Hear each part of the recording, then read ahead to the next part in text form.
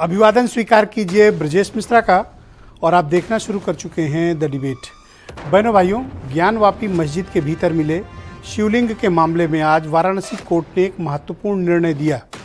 इस निर्णय में ये कहा गया, इस आदेश में ये कहा गया कि कथित शिवलिंग की कार्बन डेटिंग नहीं की जा सकती है और इस दावे को और इस पिटीशन को वाराणसी की डिस्ट्रिक्ट कोर्ट ने खारिज कर दिया है। यानी अब ये विवाद उच्च न्यायालय होते हुए उच्चतम न्यायालय तक पहुंचने की पूरी संभावना है। यहाँ भी समाधान के बजाय ये विवाद और बढ़ता ही जा रहा है। आज हम इस बारे में खुली चर्चा को आयोजित करने जा रहे हैं। बहनों भाइयों, आज वाराणसी कोर्ट ने एक महत्वपूर्ण निर्णय देते हुए कार्बन डेटिंग और वैज्ञानिक तरीके से परीक्षण करने की हिंदू पक्ष की उस मांग को खारिज कर दिया जिसमें कथित शिवलिंग की कार्बन डेटिंग कराए जाने की याचिका वाराणसी कोर्ट में दाखिल की गई थी। इस याचिका में मांग की गई थी कि इसकी कार्बन डेटिंग कराई जाए कि वो शिवलिंग है तो कितना पुराना है, कब का है, उसकी आयु क्या है और उसकी अवधि कितनी हो चुकी है और ये क्या वाकई में शिवलिंग है। इन सब मसलों की जांच के लिए कोर्ट में हिंदू पक्ष की तरफ से एक वाद दाखिल किया गया था, एक मुकदमा दाखिल किया गया था।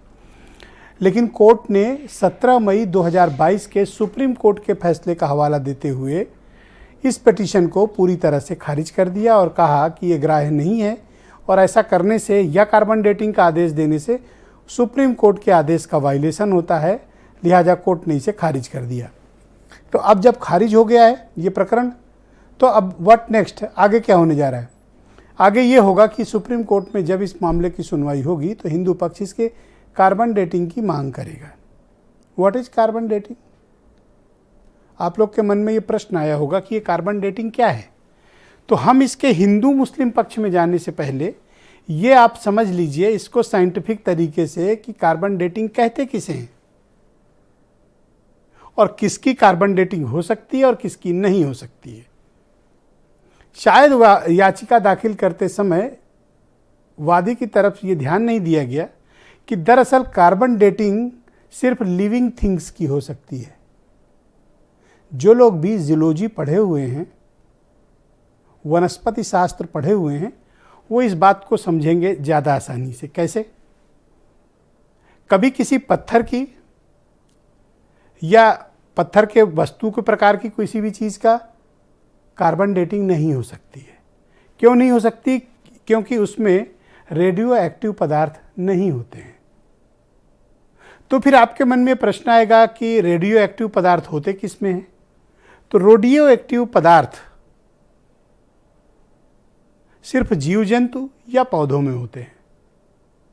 जैसे लकड़ी की कार्बन डेटिंग हो सकती है, जीव जंतु के मिले हुए जीवाश्म की कार्बन डेटिंग हो सकती है। वो कैसे होती है कि रेडियो एक्टिव पहले कितना था, अब कितना अवशेष बचा है वर्तमान काल में। फिर एक आयु काल निकाला जाता है कि ये 500 साल पुराना, ये 1000 साल पुराना। अमेरिका में एक पेड़ मिला था 10,000 साल पुराना, उसकी कार्बन डेटिंग हो गई। कैसे? क्योंकि वो पौधा था। जीव जंतु की कार्बन डेटिंग हो सकती है, लेकिन किसी प्रकार के पत्थर की कार्बन डेटिंग असंभव है, अब तक का जो साइंस हमारे पास मौजूद है, अब तक का। तो फिर पत्थर की आयु काल जानने की विधि क्या है? तो उसका जवाब है कि अब तक कोई स्थापित विधि है ही नहीं कि आप ये पता लगा पाएं कि पत्थर की आयु काल कितनी हो चुकी है। ये अनंत भी हो सकती है, ये अभी का भी हो सकता है, ये मध्यकाल का भी हो सकता है, ये प्राचीन काल का भी हो सकता है, गुप्त काल का भी हो सकता है, मौर्य काल का भी हो सकता है, गुप्तोत्तर काल का भी हो सकता है, आधुनिक भी हो सकता है। तो पत्थर की आयु काल जांचने का कोई साइंटिफिक विधि, अप्रूव्ड साइंटिफिक विधि अब तक दुनिया भर में इजाद नहीं हुई है। लेकिन जज साहब ने जब फैसला दिया तो शायद ये वैज्ञानिक पक्ष अभी रह गया, इस पर हो नहीं पाई बात। उन्होंने सुप्रीम कोर्ट का हवाला लिया, लेकिन जब सुप्रीम कोर्ट में भी जाएगा ये प्रकरण तो कमोबेश ये तथ्य सामने आएंगे। तो अब इसकी सही तरीके से इसके बारे में पता कौन कर सकता है? Archaeological survey of India. उनके पास कुछ मेथड्स हैं जिस पे वो अनुमान लगा सकते हैं, नॉट श्योर। वो अनुमान लगा सकते हैं कि पत्थर पुराना है, नया है, मध्यकाल का है, कब का, एक अनुमान लगा सकते हैं, लेकिन वो कोई साइंटिफिक रिपोर्ट नहीं दे सकते हैं। तो लिहाजा न इसकी कोई वैज्ञानिक विधि है और न इसकी कार्बन डेटिंग हो सकती है। तो पता लगाने का सिर्फ एक माध्यम है आर्कियोलॉजिकल सर्वे ऑफ इंडिया, उसके जरिए पता लगाया जा सकता है। ये तो हुई इस पूरे विवाद की साइंटिफिक थ्योरी, लेकिन इस थ्योरी से इतर कुछ और चल रहा है। हिंदू मुसलमान कह रहे हैं मस्जिद है, हम यहाँ वजू करते हैं। हिंदू कह रहा है ये शिवलिंग है, देखो ठीक से। तो उम्मीद ये की जा रही थी कि आज कोर्ट इसका कोई एक साइंटिफिक तरीका खोज के कोई एक समाधान देगा, लेकिन आजकल ज़्यादातर मुकदमों में, खासतौर पर इस तरह के मसलों पे जिसमें रिलीजियस इशूज़ या रिलीजियस सेंटिमेंट्स इन्वॉल्व हैं, कोर्ट तो थोड़ा सीधे फैसले देने से बचती है। तो क्या इस मामले में भी वही हुआ? और क्या ये मामला अब समाधान की बजाय एक बड़े विवाद को एक वृहद आकार देने जा रहा है? क्या आने वाले दिनों में जब जब सुनवाई होगी हम इसी प्रकार की स्थितियां देखेंगे? सुरक्षा बढ़ाया जाना, तनाव को फैलना, उन्माद का होना, मीडिया हेडलाइंस में बनना, क्या अब यही चलेगा?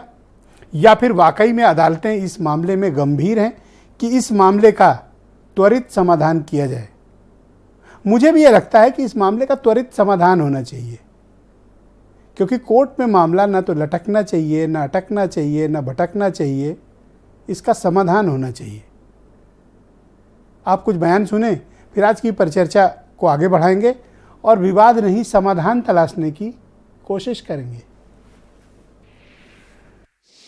देखिए, कोर्ट है, चाहे जिस प्रकार से हो, आशा ये लगाए बैठे थे कि कोर्ट उसको स्वीकार करेगा और उसके संबंध में कोई आदेश पारित करेगा, जिससे कि उसमें जो एप्लीकेशन पड़े हैं उसका समर्थन होगा।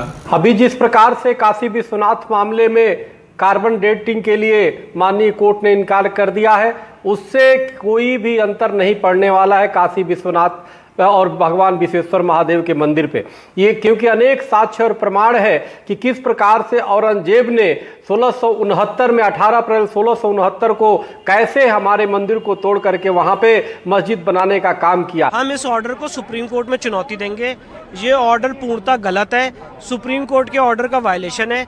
सुप्रीम कोर्ट ने 20 मई के ऑर्डर में स्पष्ट रूप से कहा था कि ट्रायल कोर्ट पूरा ट्रायल और सारी एप्लीकेशन डिसाइड कर सकता है। इस मांग को लेके हम सुप्रीम कोर्ट भी गए थे। सुप्रीम कोर्ट ने उस समय भी कहा था कि आप इस मांग को लेके वापस ट्रायल कोर्ट जाइए और ट्रायल कोर्ट में कहिए। इसीलिए हमने ट्रायल कोर्ट में ये मांग रखी थी। ज्ञानवापी केस में सिविल कोर्ट का जो आज फैसला आया है कार्बन डेटिंग से रिलेटेड, उसका हम लोग वेलकम करते हैं, क्योंकि जाहिर सी बात है सभी के इल्म में बात होनी चाहिए कि 17 मई 2022 को ऑनरेबल सुप्रीम कोर्ट ने वज़ू खाने के पूरे एरिया को सील कर दिया था।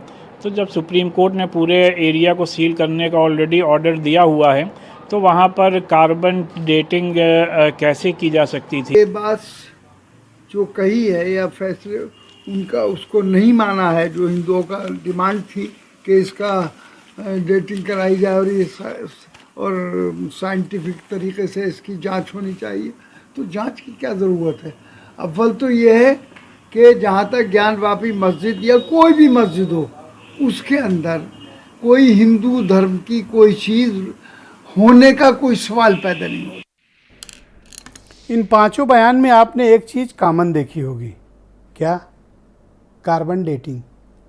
अब कार्बन डेटिंग क्या है, ना तो ये पुजारी जी को पता है और ना मौलाना जी को पता है, लेकिन ये सब कार्बन डेटिंग ऐसे कह रहे हैं जैसे कोई साइंटिफिक तरीका इन्होंने खोज लिया हो अपनी बात मनवाने का।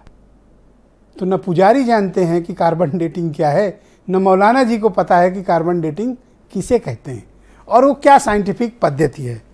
तो जो भी जूलॉजी के छात्र होंगे या जिन्होंने इस पर स्टडी की होगी, वो आज इन लोगों के मुंह से कार्बन डेटिंग सुन के हंस जरूर रहे होंगे।